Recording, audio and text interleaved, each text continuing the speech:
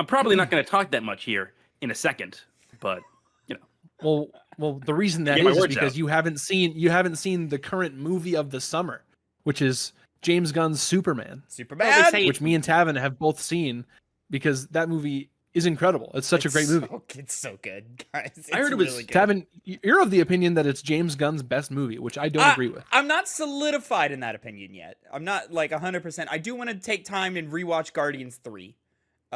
Because previously I had Guardians 3 up there. But I think James Gunn has gotten better with every movie he's put out. I think I like Guardians 1, but I don't love Guardians 1. I think it's really good, not great. I love it. 2, I think, is edging towards great. Suicide Squad is great. Guardians 3 is phenomenal. Superman is in that conversation. I just think I think there's I think you can point out a problem with every James Gunn movie where you're like, yeah, but that part's not very good. And Superman's no different here. You can point out to a thing and be like, that's not very good. But I think Superman, one, understands Superman like as a character in its totality, probably more than we've ever seen in the live action space ever. And I think it's super well written, and it's a lot of fun, and it just leaves you feeling the right way that you should feel. And there are problems with the movie, and it's getting a lot of criticism online for those problems. And I think those criticisms are super valid. I just kind of don't give a fuck. Like, it's just so joyful and fun, and just leave you walk out of the theater smiling. And there's been very few movies that I walk out and I'm like, that was a good time, and I don't care about all of the shortcomings of the film. Like that's only happened a few times to me where I'm like, I don't care about this scene not being great, or this story arc not paying off, or this, that, and the third, or like, you immediately go online and people start pointing out plot holes in the movie, and this is just one where I'm like, who cares? Like, who cares? It like, that's not what the movie was trying to do, and it just fucking nailed it. And Phil, I've got a hot take for you. I think it's a hot take, because of Hit me with it. The conversation that I've seen on the internet. This is the best live action Superman suit, hands Superman down. suit. Ooh, It is the best. I love it. I love how fit it looks on him. It looks like tight. I like the little collar that he's got going on. I like that it doesn't look like tights. And I think it's funny that his like the one like piece that always looks like tighty whities, like the red like cod piece bit. Yeah. I think that it's cool that it looks kind of like briefs, like boxer briefs. Yeah, it's a little more high waisted. I think it just works. And you know what the big underrated player, the MVP of the suit for me is? It's the Superman crest on the cape. On the cape, that's what does it for you? That's what really does it for me, because I've been looking at all these other suits and none of them do that, and it breaks up the red just enough. It's not distracting, and it just creates more of a identifiable and like more like recognizable back profile than just red cape. It is on the Chris Reeves cape. Is it? I don't. Yep. Is it? Mm-hmm. I think so. Yeah. I'm gonna go look at that. I said Reeves. It's Reeve. But... Yes. Who cares? In my opinion, I don't know. I'm not. Maybe I'm not quite all the way to where it's the best one like you are, but I think it's really, really for me hard to beat the Christopher Reeve suit. Oh, would you look at that? It is on the back of the cape. Yeah. Chris Reeve is second. But the thing with Chris Reeves to me is that it's just tights. And I'm like, all right, well, like, cool, totally valid. And when you're dealing with a character like Superman, it doesn't need to be anything other than that. Right. But in its 1978 way, it just doesn't create like the strongest silhouette. I mean, I think it's the same silhouette. But I hear you. No, maybe not silhouette. Maybe that's the bad. But like, stupid. You just look at it, like the form fitting of it, and you look at it and you go, oh, okay. Like It is real tight on Chris Reeves' body, and it's showing the parts of his body that are not as filled out as the rest of him, which is fine and normal. And it's Chris Reeves looks how a very fit 1978 man should look. No. But yeah, I just like how this new one fills out the body better. I really like I like the Ultraman's suit too. It's a little boring, a little too black, but I think Ultraman, if you throw a little bit of color in there, but Ultraman is my one thing where I'm like that. I didn't like Ultraman at all. I thought it was funny that I like his moments, like when he turns the light on for Lex Luthor. I like that. He's doing the whole presentation, and then Luthor points and he goes, bloop. Yep. Flips the light back on. Yeah, I did. Yeah, I liked all those small parts. Lex Luthor, awesome. This is the best Lex Luthor we've Nicholas had. Hoult, All respect to Nicholas all Hoult respect to Gene owned Hackman, that. But yeah, Nicholas Hoult fucking killed it. I know it's been done to death. Killed it. But you know, he was like he interviewed, or what do you do it? What do you do? What do you call audition? it? Audition, yes, for the Superman role and didn't get it. Yes. So, yes. Is it confirmed that gave reason as to why they hired him for Lex Luthor? They thought that it was the funny idea that the person who failed to become Superman would be his biggest hater. No, it was in his auditions. Gunn went, "This guy's Lex. This guy's not Superman. He's Lex." It's cool that there's that like extra layer there that you can kind of read into, but I think that's reading a little too far into it. Yeah. But I thought like Nicholas Hoult stole the show for this movie. Like anytime he was on screen, I was just there. I was there for it because like he has such huge hater energy for Superman, and like just whenever he's yelling about it, like and he's calling out those like combos for Ultraman, and like it's so good.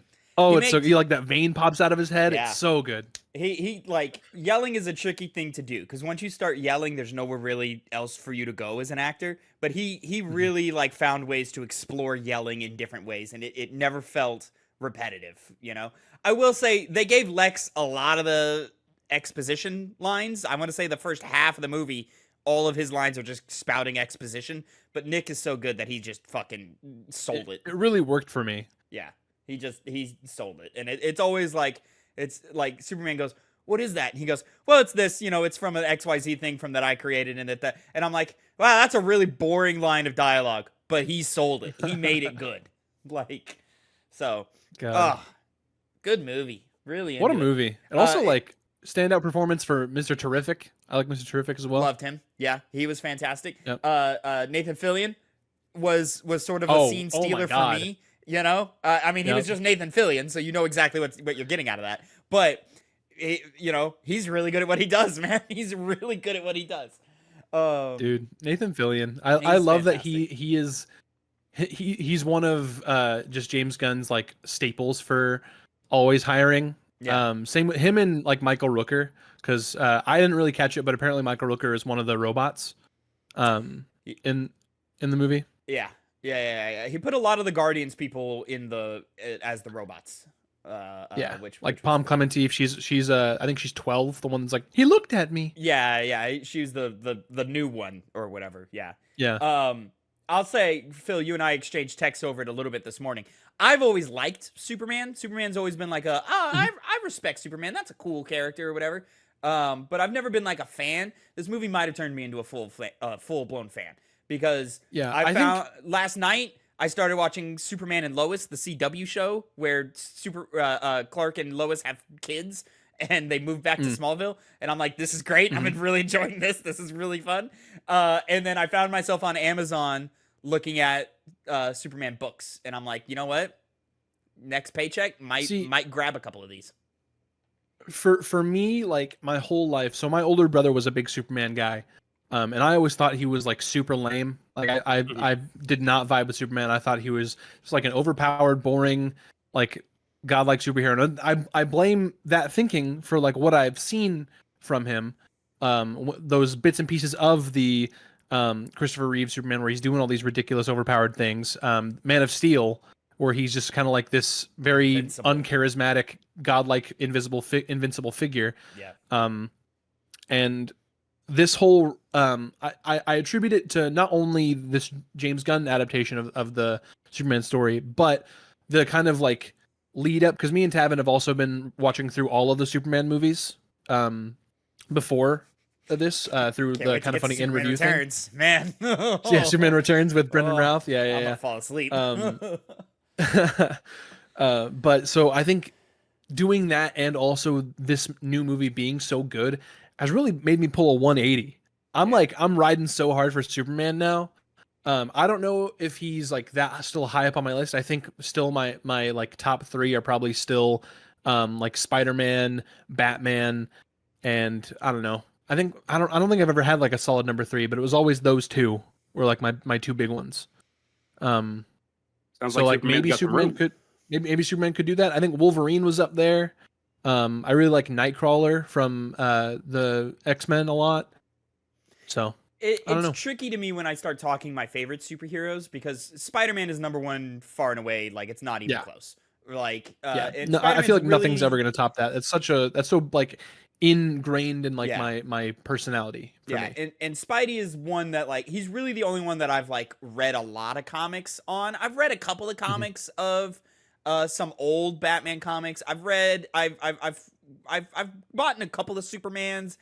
There was a moment, I think it was before the pandemic, where I was like really into the Ultimate Marvel series. So I Mhm. was reading like X-Men and Fantastic Fours and the Ultimates, which is the Avengers, but in the Ultimate Universe. Yeah. But Spider-Man's the only one that I've like, I'm going to read the books of Spider-Man. Like I like Spider-Man books. Everyone else, I either got through osmosis of video games or movies or cartoons. So for me, Superman is the animated series Superman, or maybe less of that, more of his appearance Justice in League like animation. the Justice League shows, the Justice League and Justice League Unlimited. Unlimited was my shit back in the day. I loved Mhm. that. It was like, oh, dude, it's like 200 heroes, man. They've got like so many heroes. So there's that. And so yeah, a lot of Superman for me is that. A lot of Batman for me is Kevin Conroy and all of that. Mhm. But of course, Batman having more recent and more modern screen adaptations. I always think of the Christopher Nolan Batman movies. I think of the old ones from the 80s and 90s, and then of course the new one with Robert Pattinson, or newer one Yeah, with Matt Robert Reeves Pattinson. Batman. Yeah. But I've never had a definitive live action Superman. Phil, you mentioned it. We've been watching the old Chris Reeves Supermans. Those are quaint for the time. They are what they are. I enjoy them for what they are. Obviously, 3 and 4 are bad movies, but I enjoy laughing at them. But 1 and 2, I think, are neat. But I've just not had a definitive live action Superman, and I think who's the actor who's playing him? I can't recall his name right now. David Cornsweet. David Cornsweet. I think Cornsweet is going to be the definitive Superman for a lot of people for a long time. Yeah, that is my Superman right now. I don't understand these Man of Steel apologists that are coming out of the woodwork. Right. Well, they've been there, dude. They've been there. I Trust know me, they they're have. weirdos, I yeah. don't think it's necessarily Man of Steel in particular. It's Zack Snyder versus James Gunn. That's Yeah. what it is. Which They're Zack Snyder. They don't like James Gunn. They love Zack Snyder. I don't get it, man. Like just They're off just upset pure because- storytelling. Snyder is just a Yeah. less capable director and storyteller. Yeah, it's just because they prefer the Snyderverse as opposed to the James Gunn DCU. It just kind of feels like an anti-culture movement, right? Like along I don't the know. side of like, you guys just want to be different, and because everybody hates this I- thing, you want to like this thing. I just don't get it. I've never been a big Zack Snyder fan. I think the only things of his that I even enjoy are 300 and the Watchmen movie. I like BVS, but the ultimate cut of that. Where that adds like an extra hour to it, makes it like a 3.5 hour movie. But There was a different cut of Batman vs Superman. I thought it was the Justice League. that's the 4 hour like Snyder cut. Oh, No, okay. the Batman v Superman, I think it's called the Ultimate Cut, came out shortly after the theatrical cut, and like was shown in Mhm. theaters and stuff, and it was just like it's kind of heralded as just like a normal director's cut, like where it's just like, here's some extra footage and so forth. But it's like 45 minutes of extra footage, and it totally like fixes a lot of the like story issues in that movie. The movie still gets bad once Batman and Superman actually fight. Then the movie gets really dumb. Mm-hmm. But like the 2 hours before that are actually a pretty good movie. Like there's a lot of like espionage and like what's going on, and Lex Luthor pulling strings that like you're like, hey, I kind of fuck with this. Like this is kind of cool. And then for whatever reason, Superman just doesn't tell Batman that his mom's been kidnapped, and you're like, what? Just tell him. And then they fight, and then the Martha, Save Martha! and then Doomsday, and all of that is the same and terrible. So. I mean, it seems like Doomsday was the major unnecessary part in all that. They could have made it work if they just focused on the Batman versus Superman aspect instead of adding on this extra fight at the end. Because it's a thing of like, if the Batman and Superman is your climax, and you've got a long movie, what do you fill in action wise in an action movie? That doesn't become redundant or repetitive, because they have the scene where like Batman's like chasing guys in a car and killing dudes and blowing them up, and then Superman stops him. That scene's fine. That scene works for the buildup, but then like you can't have another one of those. Mm-hmm. Yeah. So BVS is a weird one. I like it. It's my favorite out of the Snyder DC movies. When you watch the Ultimate Cut, not the plain version. But yeah, Man of Steel, I don't like that movie. I like it is bland, and it's trying to say something, but it ends up saying nothing, and it's just empty calories. I'll probably end up rewatching it sometime soon just to like have a more complete list, because I do have my own ranking on like Letterboxd that has just all the Superman movies. Man which, of Steel, no like... surprise from. Go ahead. I was gonna say, no surprise from how I've been talking about it. James Gunn Superman is at the top of that list. So. Oh yeah, absolutely. Man of Steel is just like, wow, these motherfuckers are just punching each other, and the punches don't matter. Like Jesus Christ. So taking out whole fucking buildings worth of people, city blocks. Yeah. Yeah, I don't like that movie at all. It totally doesn't get Superman. The whole thing at the end where Zod's about to laser that family, and he like snaps his neck with like the sonic boom happens. It's like, oh, you could do that and make that happen, but you couldn't just turn his head away. Or like, I've always been of the opinion that like Superman doesn't have a hard line do not kill rule, but he like they even do it in this new one where Green Lantern has a line of like, what, he only kills when he has to. So Superman in this universe does kill. He just would really rather not.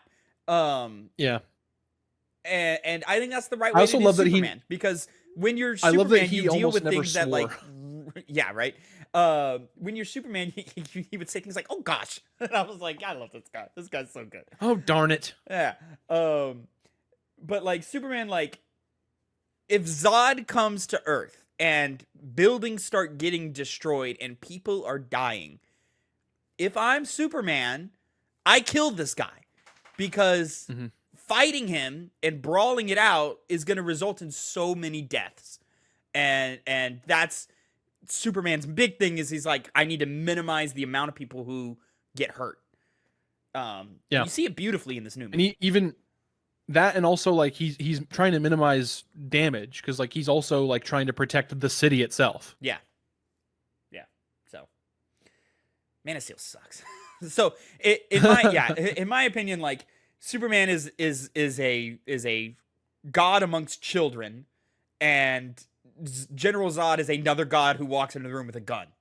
And I'm like, well, you kill that guy, because he's gonna shoot all the children.